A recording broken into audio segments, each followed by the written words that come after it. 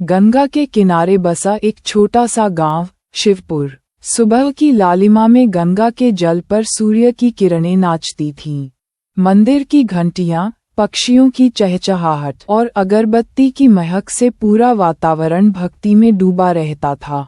इसी गांव में रहती थी एक वृद्धा, पार्वती माई। सफेद साड़ी में लिपटी, माथे पर हल्का चंदन का टीका, चेहरे पर झुर्रियां, पर उनमें एक गहरी शांति, मानो जीवन की हर चोट को स्वीकार कर उसने प्रभु में विलीन कर दिया हो।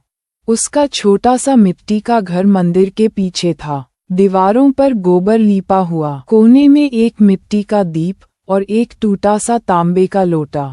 पर यही उसका संसार था। हर सुबह वह गंगा से जल लाकर मंदिर में शिवलिंग को स्नान कराती, फूल चढ़ाती और धूप जलाती। उसके भजन की आवाज में ऐसा कंपन था कि मंदिर का हर पत्थर जैसे गूंज उठता। जय त्रिलोचन भोलेनाथ, सब दुख हरहु दिन रैन। गांव के बच्चे उसे माई कहते थे। वह बदले में उनके सिर पर हाथ फेरती और कहती, बेटा झूठ मत बोलना, किसी का दिल मत दुखाना, भगवान हर जगह सुन रहे हैं। उसका 8 साल का बेटा मोहन, भोला, मासूम और हमेशा भूखा।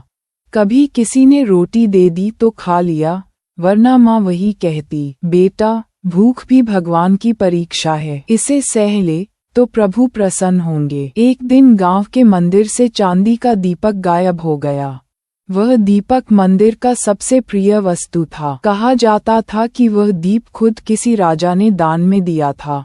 सुबह जब पुजारी मंदिर पहुंचा, दीपक नदारद था। गांव में हंगामा मच गया। भगवान का दीप चोरी, ये तो महापाप है। लोग इकट्ठे हुए। पुजारी ने पूछा, कल रात मंदिर के पास कौन था? किसी ने कहा, मैंने पार्वती माई को मंदिर के आंगन में देखा था। दूसरा बोला, हाँ वही तो रोज देर तक वहीं रहती है, शायद उसी ने लिया होगा, भूख लगी होगी। धीरे धीरे सबकी उंगलियां उसी ओर उठने लगीं।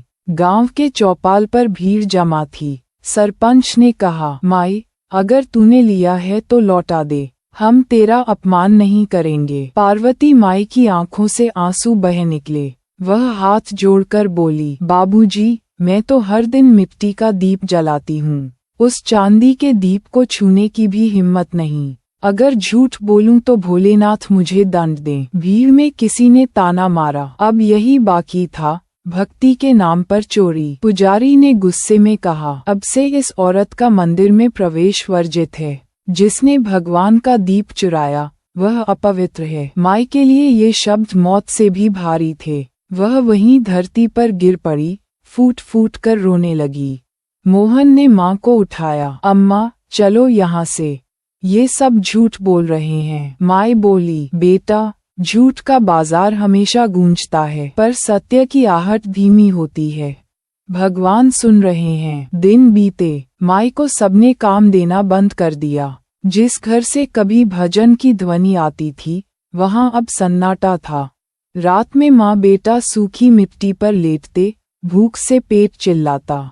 मोहन कहता, अम्मा पेट दुख रहा है। माँ उसे सीने से लगाकर कहती, शिव शंकर की शरण में सो जा बेटा, कल जरूर कुछ अच्छा होगा। उसकी आंखों में आंसू और होंठों पर ओम नमः शिवाय की ध्वनि होती।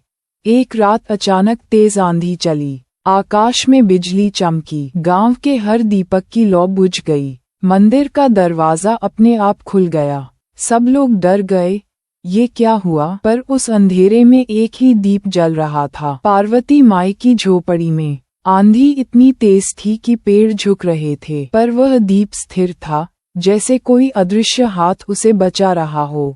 मोहन बोला, अम्मा सबके दीप बुझ गए, हमारा कैसे जल रहा है? माई ने कांपते स्वर में कहा, बेटा ये भक्ति का दीप है, इसे हवाएं नहीं बुझा सकती। वह दिए को निहारती रही, फिर धीमे स्वर में बोली, अगर मैंने चोरी की है तो ये दीप अभी बुझ जाए। दीप और भी प्रज्वलित हो उठा। मोहन आश्चर्य से बोला, अम्मा देखो ये तो और तेज जलने लगा। माई की आंखों से आंसू टपकते हुए बोले, भोलेनाथ अब सबको सत्य दिखा दो। वह ये कहकर शांत हो गई। धीरे धीरे उसकी सांसें थम गईं। चेहरे पर वही शांति थी जैसे साक्षात मोक्ष पा लिया हो। अगले दिन जब गांव वाले मंदिर पहुंचे तो सबकी आंखें स्तब्ध रह गईं।